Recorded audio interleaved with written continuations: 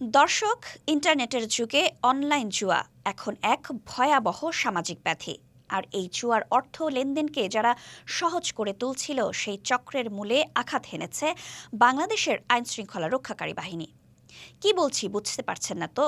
চলুন বিস্তারিত জেনে নেই। সম্প্রতি পুলিশের অপরাধ তদন্ত বিভাগ সিআইডি এক বিশাল দুঃসাহসিক অভিযানে নেমেছে।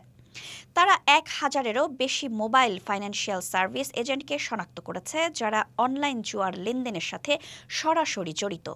অবাক হচ্ছেন? হ্যাঁ, এই সংখ্যাটা নেহাতি কম নয়। ঢাকা সহ সারা দেশে এই এজেন্টদের ধরতে জোরদার অভিযান শুরু হয়েছে। সিআইডির বিশেষ পুলিশ সুপার জসিমউদ্দিন খান এই তথ্যের সত্যতা নিশ্চিত করেছেন। তিনি আরও জানিয়েছেন, সরকার সদ্য জারি করেছে সাইবার সুরক্ষা অধ্যাদেশ ২০২৫। আর এই নতুন কঠোর আইনের বলেই অনলাইন জুয়া ও ব্যাটিংয়ের বিরুদ্ধে সারা দেশে সাঁড়াশি অভিযান শুরু করা হয়েছে। এটি নিঃসন্দেহে একটি যুগান্তকারী পদক্ষেপ। সিআইডির এক সংবাদ বিজ্ঞপ্তিতে বলা হয়েছে, এই চিহ্নিত এজেন্টদের বিরুদ্ধে আইনি ব্যবস্থা নেওয়ার প্রক্রিয়া চলছে। শুধু তাই নয়, তাদের লাইসেন্স বাতিল এবং কঠোর অর্থদণ্ডে দণ্ডিত করার লক্ষ্যে অপরাধে জড়িত এজেন্টদের একটি বিস্তারিত তালিকা বাংলাদেশ ব্যাংকে পাঠানো হয়েছে। এই সাইবার সুরক্ষা অধ্যাদেশ ২০২৫ খুবই গুরুত্বপূর্ণ। এর ধারা ২০ অনুযায়ী অনলাইন জুয়া খেলা, জুয়া সংক্রান্ত অ্যাপ বা পোর্টাল তৈরি এবং এর প্রচারণা চালানো সবকিছুই এখন শাস্তিযোগ্য অপরাধ। এই অপরাধে দোষী সাব্যস্ত হলে ২ বছর পর্যন্ত কারাদণ্ড, ১ কোটি টাকা পর্যন্ত জরিমানা অথবা উভয় দণ্ডই হতে পারে। সুতরাং যারা এখনও এই ধরনের অবৈধ কার্যকলাপে জড়িত, তাদের জন্য এটি একটি চরম সতর্কবার্তা। দীর্ঘ বন্দি দশা শেষে অবশেষে ঘরে ফিরেছে ৩৬ জন বাংলাদেশি শিশু, যারা পাচার চক্রের শিকার হয়ে ভারতের কারাগারে দিন কাটাচ্ছিল। সীমান্ত পেরিয়ে যখন তারা নিজ ভূমিতে পা রাখল, তখন তাদের চোখে ছিল স্বস্তি আর অনিশ্চয়তার মিশ্র অনুভূতি। কিন্তু কারা ছিল এই শিশুদের পাচারের হোতা, আর তাদের পরিবারগুলোই বা কেমন দিন কাটিয়েছে এই অনিশ্চয়তায়? এবার জানুন বিস্তারিত। মঙ্গলবার বিকেলে বেনাপোল সীমান্ত দিয়ে ভারতীয় ইমিগ্রেশন পুলিশ এই ৩৬ জন বাংলাদেশি শিশুকে হস্তান্তর করেছে।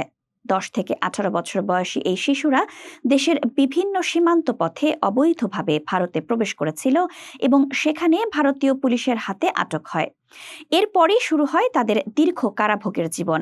জানা গেছে, পাচার চক্রের লোভের বলি হয়ে এসব শিশুদের জীবন থেকে চুরি হয়ে গেছে শৈশব। মানবাধিকার সংগঠন জাস্টিস অ্যান্ড কেয়ার, বাংলাদেশ মহিলা আইনজীবী সমিতি, রাইটস যশোর ও মানব উদ্ধার শিশু সুরক্ষার প্রতিনিধিরা বেনাপোল বন্দর থানা থেকে এই শিশুদের গ্রহণ করেছেন। পুলিশ সূত্রে জানা গেছে, এই ৩৬ জন শিশুকে উদ্ধারের পর দেশে ফিরিয়ে আনতে সরকারের পাশাপাশি নিরলস কাজ করে গেছে বিভিন্ন মানবাধিকার সংগঠন। ভারতে আটক হওয়ার পর এই শিশুরা পশ্চিমবঙ্গের বিভিন্ন নিরাপদ হোমে ছিল। ভারত ও বাংলাদেশ সরকারের দেওয়া স্বদেশ প্রত্যাবর্তন প্রক্রিয়ার মাধ্যমেই তারা অবশেষে দেশে ফেরার সুযোগ পেয়েছে। ফিরে আসা শিশুদের পরিবারের এক স্বজন বুক ফাটা আর্তনাদ করে জানান, তার মেয়ে নবম শ্রেণীতে পড়ত। চাকরির আশ্বাস দিয়ে দালাল চক্র তাকে ভারতে নিয়ে বিক্রি করে দেয়। এমন ঘটনাগুলো চোখে আঙুল দিয়ে দেখিয়ে দেয় কিভাবে পাচার চক্র আমাদের সমাজের দুর্বল অংশকে টার্গেট করছে। জাস্টিস অ্যান্ড কেয়ারের উপব্যবস্থাপক মুহিত হোসেন জানিয়েছেন, ভারত থেকে ৩৬ শিশু দেশে ফিরেছে। এদের মধ্যে ১৩ জনকে আমরা গ্রহণ করেছি, অন্যদের বিভিন্ন সংগঠন গ্রহণ করেছে। তাদের মধ্যে কয়েকজনকে পরিবারের স্বজনদের কাছে হস্তান্তর করা হয়েছে, অন্যদের নিরাপদ আশ্রয় রাখা হয়েছে। সবাইকে স্বজনদের কাছে হস্তান্তর করা হবে। আন্তর্জাতিক পপ তারকা শাকিরার মঞ্চে পারফর্ম করা নতুন কিছু না, কিন্তু পারফর্ম করার সময় নাচতে নাচতে হঠাৎ পড়ে গিয়েও যেভাবে পরিস্থিতি সামলে নিয়েছেন, তা দেখে মুগ্ধ তার কোটি কোটি ভক্ত। সম্প্রতি কানাডার মন্ট্রিয়ালের এক কনসার্টে এই ঘটনা ঘটে। সঙ্গীত সফরের অংশ হিসেবে বর্তমানে বিশ্বভ্রমণ করছেন শাকিরা। তার এই সফরের নাম লাস মুহেরেস ইয়া নো লোরান, অর্থাৎ মেয়েরা আর কাঁদবে না। গত ২০ মে ২০২৫ তারিখে মন্ট্রিয়ালের সেই কনসার্টে দর্শকরা ভিড় জমিয়েছিলেন শাকিরার মনোমুগ্ধকর পরিবেশনা দেখতে। মঞ্চে তখন শাকিরা গাইছিলেন তার সুপারহিট গান ওয়েনেভার ওয়েরেভার। নেচে গিয়ে তিনি দর্শকদের মাতিয়ে তুলছিলেন। তারই মাঝে ঘটে গেল অপ্রত্যাশিত ঘটনা। নাচতে নাচতে ভারসাম্য হারিয়ে হঠাৎ মঞ্চে পড়ে যান তিনি। দর্শক আসনে তখন মুহূর্তের জন্য হা হুতাশ। কিন্তু পড়ে গিয়েও এক মুহূর্তের জন্যও দেরি করেননি শাকিরা, যেন কিছুই ঘটেনি এমনই এক ভাব নিয়ে উঠে দাঁড়ালেন এবং পুনরায় মনোযোগ দিলেন গানে। তার এই পেশাদারিত্ব দেখে সবাই বিস্মিত। এই ঘটনার ভিডিও সামাজিক মাধ্যমে দ্রুত ছড়িয়ে পড়ে এবং মুহূর্তেই ভাইরাল হয়ে যায়। শাকিরার অনুরাগীরা প্রথম দিকে কিছুটা চিন্তিত হলেও মঞ্চে তার দ্রুত প্রত্যাবর্তন দেখে প্রশংসায় ভরিয়ে দিয়েছেন। ভক্তদের মুখে একটাই কথা, শাকিরাই সেরা। নেটদুনিয়ায় অনুরাগীদের কেউ লিখেছেন, শাকিরা সবসময় সেরা। কারো মন্তব্য, আপনার শক্তি, আপনার সৌন্দর্য। কেউ আবার লিখেছেন, পেশাদারিত্ব কাকে বলে তার চূড়ান্ত নিদর্শন দেখালেন তিনি। আশা করি পড়ে গিয়েও তিনি সুস্থ আছেন। গত বছরের এপ্রিলে শাকিরা তার লাস মুহেরেস ইয়ানো লোরান সফরের ঘোষণা দেন। একই নামের একটি অ্যালবাম মুক্তির পরপরই এই সফর চূড়ান্ত করেন তিনি। এই নতুন অ্যালবামের গানগুলোতে শাকিরা তার ব্যক্তিগত যন্ত্রণার অধ্যায় পেরিয়ে নিজেকে নতুনভাবে উপস্থাপন করেছেন, যা তার গানের গভীরতা এবং আবেদনকে আরও বাড়িয়ে তুলেছে। রাজধানী জাতীয় কিডনি অ্যান্ড ইউরোলজি ইনস্টিটিউটে ডায়ালাইসিস সেবা বন্ধ হয়ে গেছে। এতে করে চরম ভোগান্তিতে পড়েছেন শত শত রোগী। সেবাদাতা প্রতিষ্ঠান স্যান্ডর ৩ মাসের বকেয়া বেতনের দাবিতে দ্বিতীয় দিনের মতো এই কর্মবিরতি পালন করছে। গতকাল ২৬শে মে ৩ ঘন্টার কর্মবিরতির পর মঙ্গলবার সকাল থেকে স্যান্ডরের কর্মকর্তা-কর্মচারীরা তাদের ৩ মাসের বকেয়া বেতনের দাবিতে পুরোপুরি ডায়ালাইসিস সেবা বন্ধ রেখেছেন। এর ফলে দেশের বিভিন্ন প্রান্ত থেকে আসা কিডনি রোগীরা পড়েছেন মারাত্মক বিপাকে।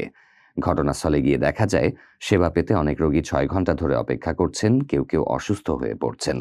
ডায়ালাইসিস রোগীদের জন্য একটি জীবন মৃত্যুর প্রশ্ন।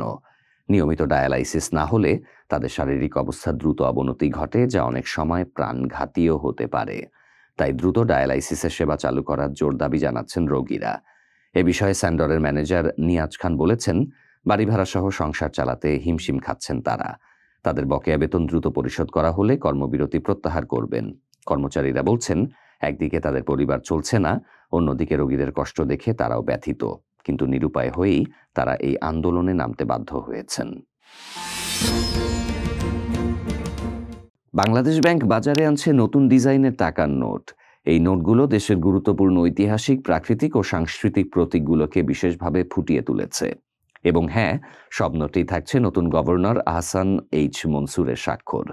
বাংলাদেশ ব্যাংকের সংশ্লিষ্ট বিভাগের কর্মকর্তারা জানিয়েছেন, এই নতুন নোটগুলোতে কোনো ব্যক্তির ছবি থাকছে না। এর বদলে থাকছে দেশের ঐতিহ্যবাহী স্থাপনা, প্রাকৃতিক দৃশ্য এবং সাংস্কৃতিক প্রতীক। এটি দেশের পরিচিতি ও গৌরবময় ইতিহাসকে নতুনভাবে উপস্থাপন করবে। জানা গেছে, প্রথম ধাপে ২০, ৫০ ও ১০০ টাকার নোট বাজারে ছাড়া হবে, যা পবিত্র ঈদুল আজহার আগেই জুনের ২ অথবা ৩ তারিখের মধ্যে সাধারণ মানুষের হাতে পাবে। পর্যায়ক্রমে অন্য মূল্যমানের নোটও বাজারে আসবে। প্রাথমিকভাবে সীমিত পরিসরে এই নোটগুলো ছাড়া হলেও ধাপে ধাপে সব নোট বাজারে আসবে। বাংলাদেশ ব্যাংকের গভর্নর আহসান এইচ মনসুর এক অনুষ্ঠানে নিশ্চিত করেছেন যে নতুন নোটে দেশের প্রকৃতি, ইতিহাস ও সংস্কৃতিকে গুরুত্ব দেওয়া হয়েছে। বাংলাদেশ ব্যাংকের মুখপাত্র আরিফ হোসেন খানও একই কথা জানিয়েছেন। নতুন ডিজাইনে কোনো ব্যক্তির ছবি রাখা হয়নি, বরং দেশের চিত্র ও ঐতিহ্যকে তুলে ধরা হয়েছে। নোটগুলো বাজারে ছাড়ার আগে আনুষ্ঠানিকভাবে প্রধান উপদেষ্টা ডক্টর মোহাম্মদ ইউনূসকে দেখানো হবে। সংগ্রহ করা ছবি থেকে আমরা নতুন নোটগুলোর কিছু চমৎকার ডিজাইন দেখতে পেয়েছি। চলুন জেনে নেই কোন নোটে কি থাকছে। ১০০ টাকার নোটে একপাশে থাকছে বাগেরহাটের ঐতিহাসিক ৬০ গম্বুজ মসজিদ এবং জাতীয় প্রাণী রয়্যাল বেঙ্গল টাইগারের জলছবি। অপর পাশে দেখা যাবে বিশ্বের বৃহত্তম ম্যানগ্রোভ বন সুন্দরবন, যেখানে এক ঝাঁক হরিণ ও একটি বাঘের ছবি আছে। সাদা অংশেও বাঘের জলছবি সংযুক্ত। ২০০ টাকার নোটে হালকা হলুদ রঙে দেখা যাবে ঢাকা বিশ্ববিদ্যালয়ের কলা ভবনের সামনে অবস্থিত অপরাজেয় বাংলা ভাস্কর্য। অপর পাশে ফুটে উঠেছে বাংলাদেশের ধর্মীয় সম্প্রীতি। মুসলিম, হিন্দু, খ্রিস্টান ও বৌদ্ধ সম্প্রদায়ের মানুষ তাদের ধর্মীয় পোশাক ও উপাসনালয় সহ উপস্থাপিত হয়েছে। মাঝখানে সবুজের মাঝে রয়েছে দেশের মানচিত্র। ৫০০ টাকার নোটে একপাশে স্থান পেয়েছে জাতীয় চেতনার অনন্য কেন্দ্রীয় শহীদ মিনার, অপর পাশে রয়েছে দেশের সর্বোচ্চ আদালত বাংলাদেশ সুপ্রিম কোর্টের ছবি। ১০০০ টাকার নোটে সবচেয়ে বড় মূল্যমানের যে নোট, তার একদিকে সাভারের জাতীয় স্মৃতিসৌধ, যা দেশের স্বাধীনতার প্রতীক, অপরদিকে রয়েছে জাতীয় সংসদ ভবন, যা বাংলাদেশের গণতন্ত্রের প্রতীক।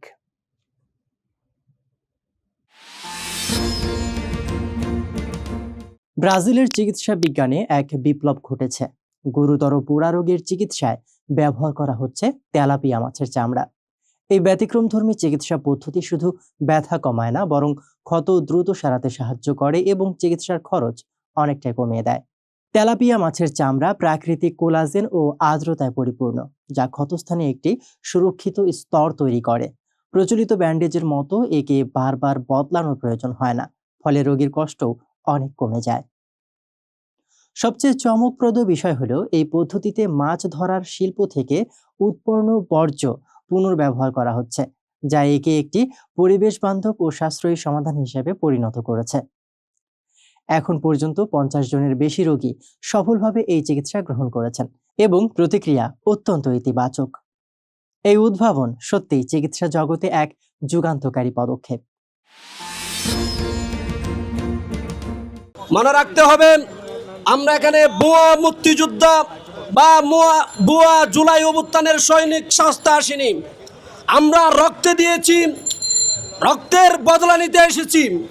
আমরা টাকা পয়সা কিছু চাইতে আসিনি। আমরা শুধুমাত্র জুলাই অভ্যুত্থানে রক্ত দিয়েছি, সেই রক্তের স্বীকৃতি চাওয়ার জন্য এসেছি। রাষ্ট্রের মধ্যে কোনো যদি সংকট থাকে, অর্থনীতি যদি দুর্বল হয়, মাননীয় প্রধান উপদেষ্টা ডক্টর ইউনূস সাহেব যদি আপনি অর্থনীতি যদি দুর্বল হন, আমাদের অর্থের প্রয়োজন নাই, দ্রুত অনতিবিলম্বে এমএস চালু করেন, আমাদেরকে রাষ্ট্রের সম্মানের স্বীকৃতি প্রদান করুন। না হয় আমি চট্টগ্রামের সন্তান, চট্টগ্রামের জমিন ও আকাশ, চট্টগ্রামের মাটি ও মানুষ সকলের সাক্ষী, আমরা খুব গুরুতর আহত হয়েছিলাম অ্যাম্বুলেন্স সহ।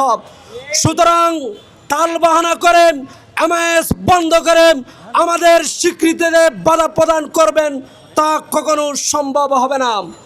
সুতরাং আমি মাননীয় উপদেষ্টাকে বলতে চাই, মাননীয় উপদেষ্টা ও সচিবালয়ের সমস্ত কর্মকর্তাদেরকে উদ্দেশ্য করে বলতেছি, প্রিয় বন্ধুগণ, আজকে আমাদের রক্তের মাধ্যমে আপনারা স্বাধীন ভূখণ্ড আজকে বাস করতেছেন। সুতরাং আমাদেরকে রাষ্ট্রের সম্মানের স্বীকৃতি, জুলাই অভ্যুত্থানের সৈনিক হিসাবে স্বীকৃতি প্রদান করে আমাদেরকে রাষ্ট্রীয় মর্যাদা দিতে হবে। আজকে এই জায়গায় দাঁড়িয়েছি, এটা শুধুমাত্র আমাদের লজ্জাজনক নয়, এটা দেশের লজ্জাজনক, এটা আজকের বর্তমান রক্তের উপর দাঁড়িয়ে থাকা সরকারের লজ্জাজনক। আজকে আমাদের রক্তের উপর ক্ষমতায় বসে যারা নিজের পরিবার চালাচ্ছেন তাদের জন্য লজ্জাজনক, যারা আজকে উপদেষ্টা হয়েছেন তাদের জন্য লজ্জাজনক। কি জন্য? এখানে কয়জন আহত হয়েছে? আপনারা কেন পারতেছেন না আমাদেরকে অন্তর্ভুক্ত করতে? কি ভুল করেছিলাম? আমরা রক্ত দিয়েছি, সেটাই কি আমাদের ভুল? সেটাই কি আমাদের ভুল ছিল? আজকে রক্ত দিয়ে, জীবন দিয়ে আজকে স্বাধীন বাংলা আপনাদেরকে উপহার দিয়েছি, মনে হয় সেটাই আমরা ভুল করেছি। যদি ভুল করে না থাকি, আজকে প্রচন্ড রোদের মধ্যে কত আহত ভাইদেরকে নিয়ে কেন অসম্মানজনক আমাদেরকে দাঁড়িয়ে থাকতে হচ্ছে?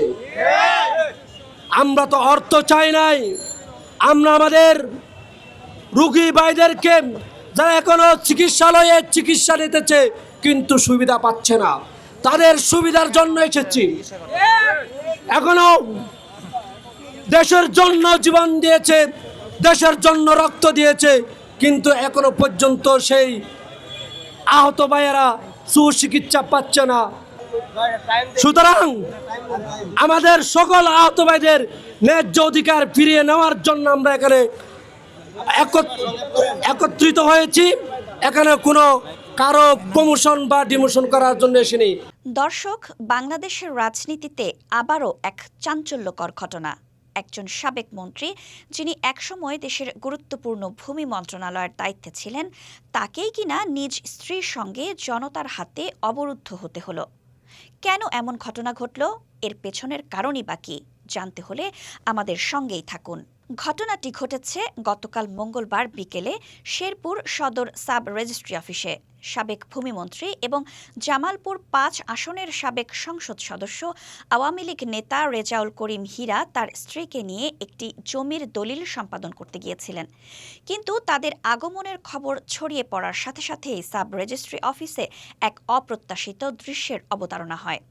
প্রত্যক্ষদর্শীরা জানিয়েছেন, বিকেল ৩টার দিকে মন্ত্রী মহোদয় তার স্ত্রীকে নিয়ে অফিসে পৌঁছান। কিছুক্ষণের মধ্যেই স্থানীয় বিএনপি ও তাদের অঙ্গ সংগঠনের নেতাকর্মীরা অফিসে এসে তাদের অবরুদ্ধ করে ফেলেন।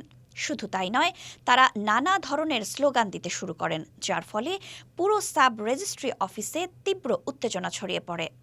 পরিস্থিতি এতটাই উত্তপ্ত হয়ে ওঠে যে সংবাদ পেয়ে বিকেল ৫:৩০টার দিকে শেরপুর সদর থানা পুলিশ ঘটনাস্থলে পৌঁছায়। তারা সাবেক মন্ত্রী এবং তার স্ত্রীকে জনতার রুদ্ররোষ থেকে উদ্ধার করে থানা হেফাজতে নেয়। শেরপুর সদর থানার উপপরিদর্শক মোহাম্মদ আনসার আলী এই তথ্যের সত্যতা নিশ্চিত করেছেন। পুলিশ জানিয়েছে, জনরোষ থেকে তাদের উদ্ধার করে নিরাপদে থানা হেফাজতে রাখা হয়েছে। রেজাউল করিম হীরা একজন দীর্ঘদিনের অভিজ্ঞ রাজনীতিবিদ। তিনি ১৯৯৬ সালে প্রথমবার সংসদ সদস্য নির্বাচিত হন এবং এরপর ২০০১, ২০০৮ ও ২০১৪ সালেও পুনরায় সংসদ সদস্য নির্বাচিত হন। ২০০৯ সালে শেখ হাসিনার সরকার দ্বিতীয় মেয়াদে মন্ত্রিসভা গঠন করলে তিনি ভূমি মন্ত্রণালয়ের দায়িত্ব পান।